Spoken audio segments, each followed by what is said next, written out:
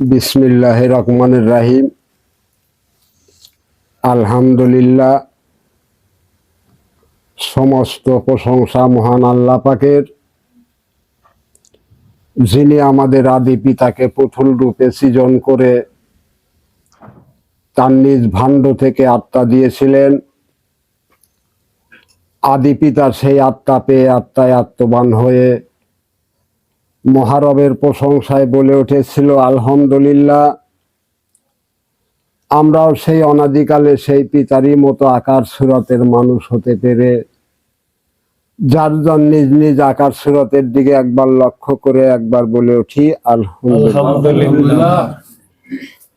অতঃপর যে নবীন নবুয়তে আমরা এসে হাজির হয়েছি, তিনি হলেন বিশ্ব নবী, সকল নবীন নবী, সকল কুল মাখলুকাতের নবী এবং এই ইসলাম ধর্মের প্রচারকারী এবং প্রতিষ্ঠাকারী সেই নবীর শানে একবার খাস দরুদ শরীফ পাঠ করি।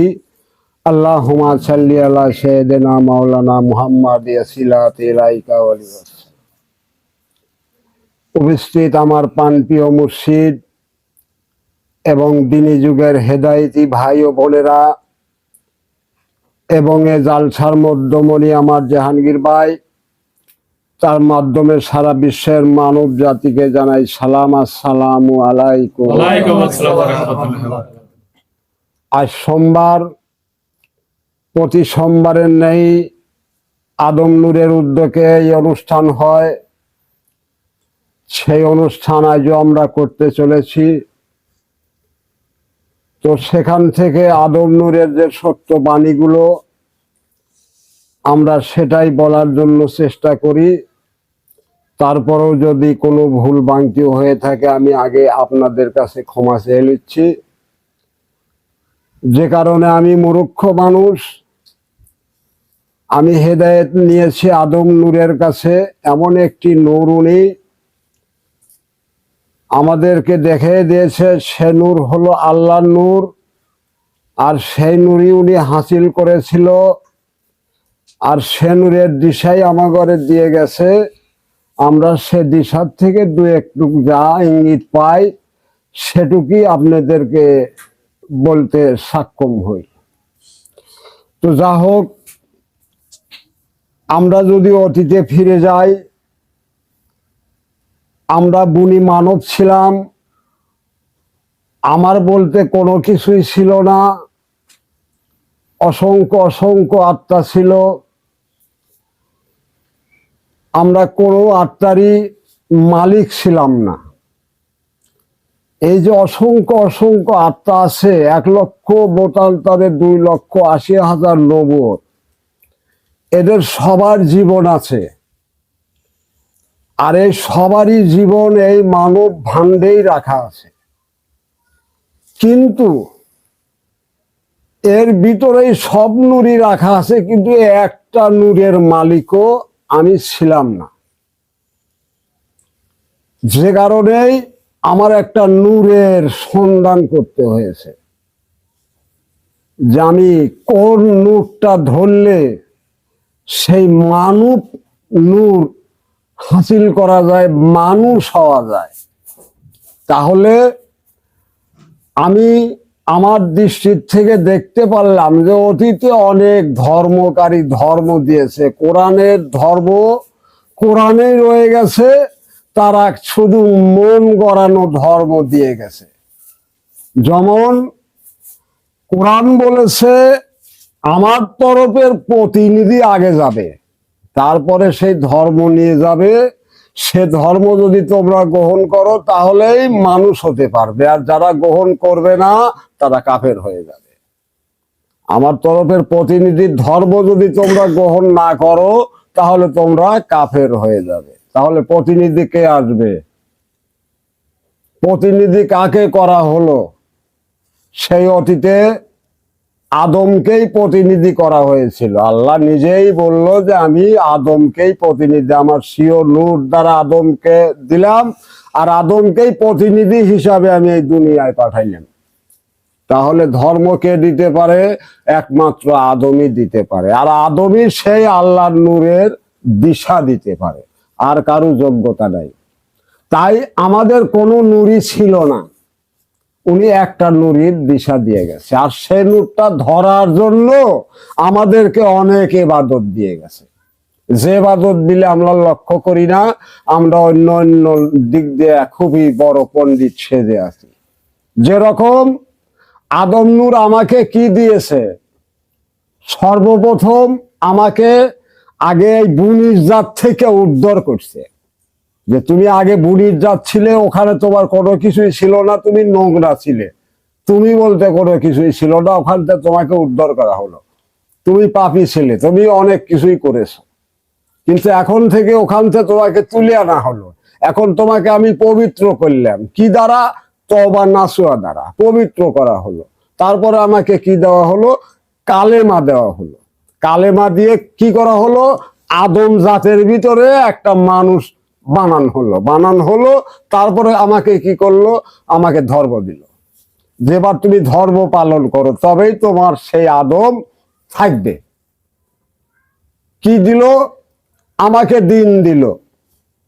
এই দিন দ্বারা তুমি দেখতে থাকবে, এই দিনের ভিতর যে ইবাদত গুলো আছে ওটা তুমি সঠিক করে পালন করতে থাকবে, তাহলে তোমার দিন তোমার থাকবে। এদিন কোথার থেকে আমি দিলাম? এই আদমের থেকে তোমাকে দিন দিলাম। তোমার তো ছিল না কিছু,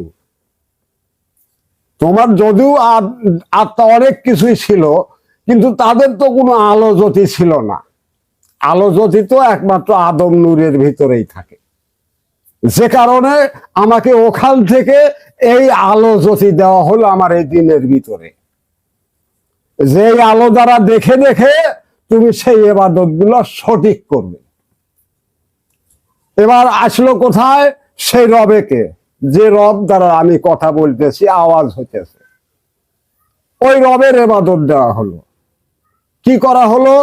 যে তুমি এই রব দ্বারা যে কথা বলবে, এই যে তোমাকে কালেমা অন্তর দেখানো হয়েছে, কালেমা দিয়ে ওখানে তুমি আগে বলবে, তারপরে এই রব দ্বারা কথা বলবে যে হে আমার মালিক, দেখো আমি অমকের হাতে এই কথা বলতেছি, আমার কথার ভিতর যেন কোনো ভুল না থাকে।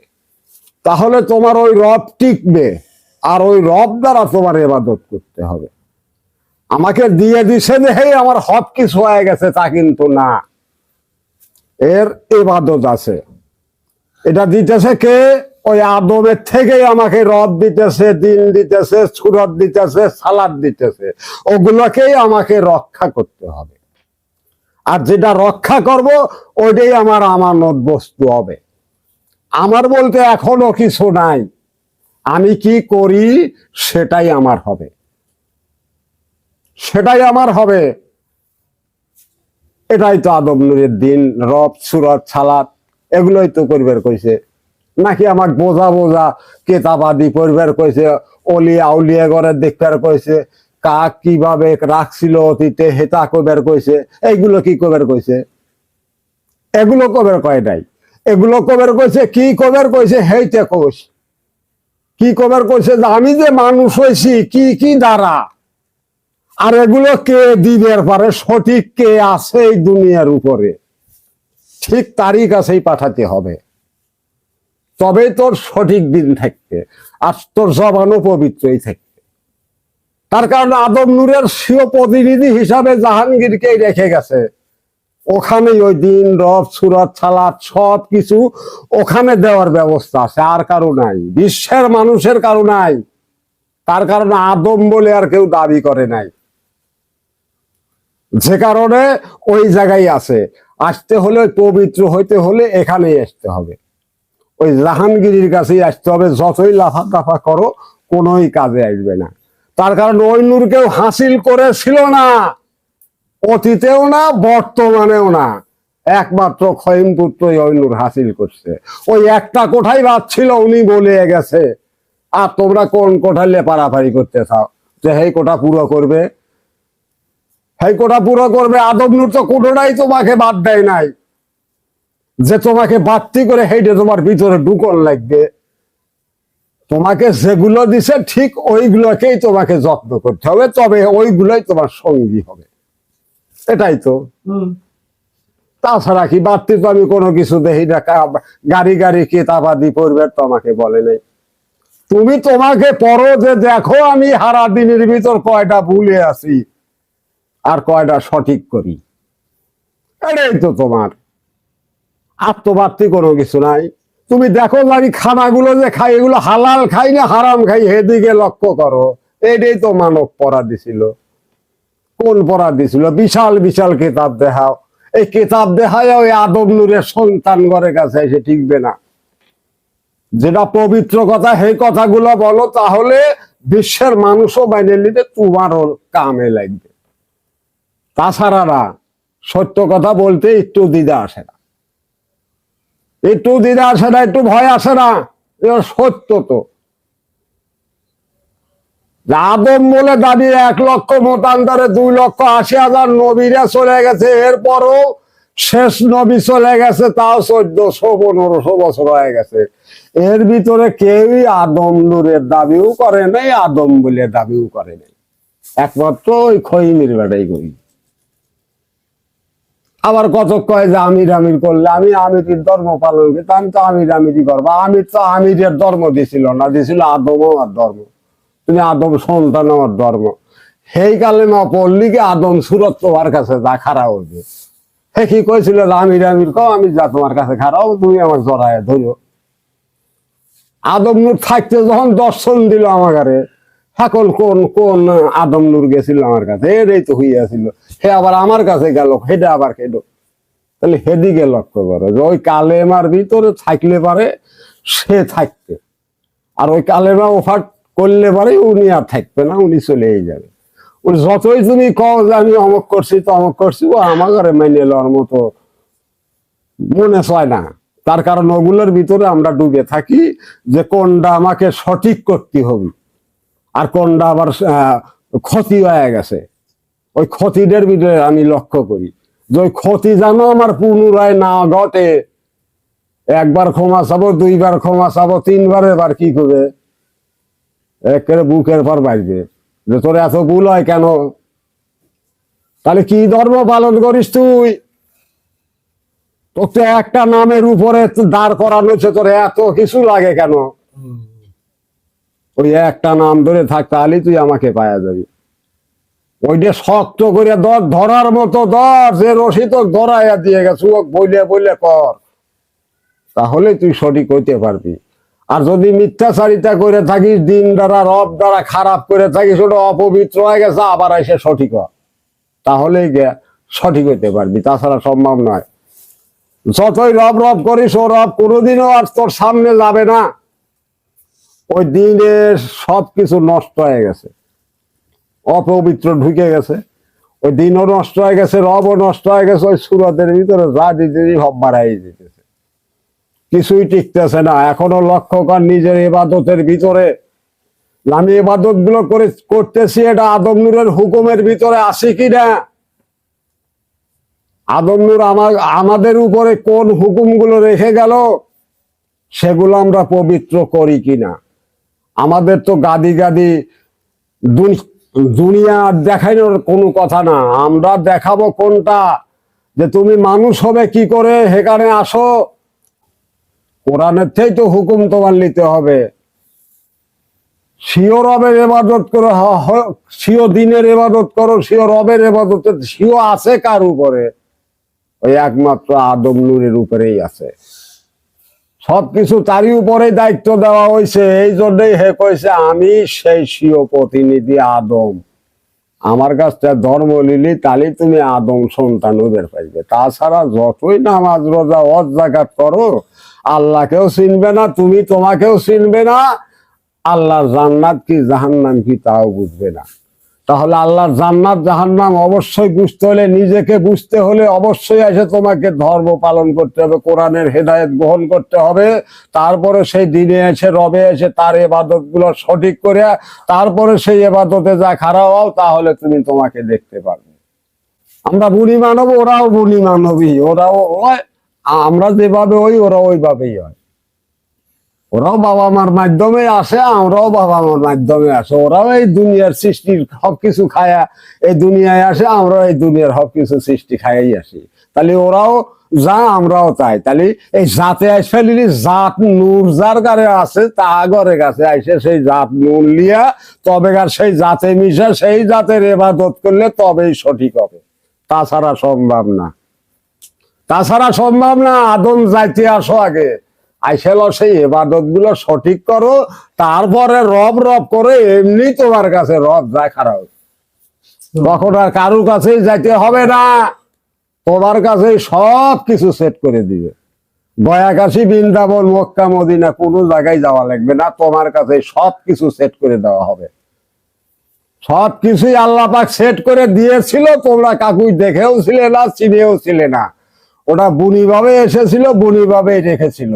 ওটা আদিতে কেউ আনতেও পারে নাই, কেউ দিতেও পারে নাই। তাই মুর্শিদ আমির আলী খৈমপুত্র আদিতে নিয়ে এসে এখন আদি মানুষ হওয়ার লেগে সেই ধর্মটা এখনো রেখে গেছে। যদি মানুষ হওয়ার ইচ্ছা থাকে তবে এখানে এসে মানুষের ধর্ম নিয়ে মানুষ কিভাবে হওয়া যায় আগে নিজেকে পড়িয়ে জানো, যে কেবা করে মানুষ হওয়া যায়, আর কেবা করে আল্লাহর ইবাদত করলে আল্লাহকে দেখা যায়, জানা যায়, বোঝা যায়।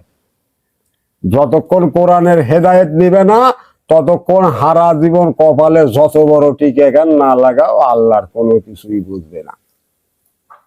বুঝবে এটুকি যে আমি নামাজ পড়ি, পবিত্র খাই, পবিত্র হালাল থাকি, এই পর্যন্তই।